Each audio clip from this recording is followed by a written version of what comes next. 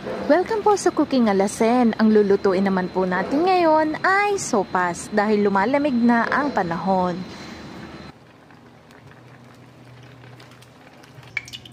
Igigisa lang natin ang sibuyas at bawang at isusunod naman natin ang atay ng manok. At meron tayong hinimay na chicken. At maglalagay din tayo ng sausage or hotdog. At saka tayo maglalagay ng chicken stock. Pakukuluan laang natin are at saka natin ilalagay ang ating elbow macaroni. Kapag half cook na yung ating elbow macaroni ay maglalagay na tayo ng paminta at saka fresh milk or evaporated milk. Maglalagay na rin tayo ng carrots. Asin or pwede rin kayong gumamit ng patis. Kapag malambot na ang ating macaroni ay ilalagay na natin ang ating repolyo.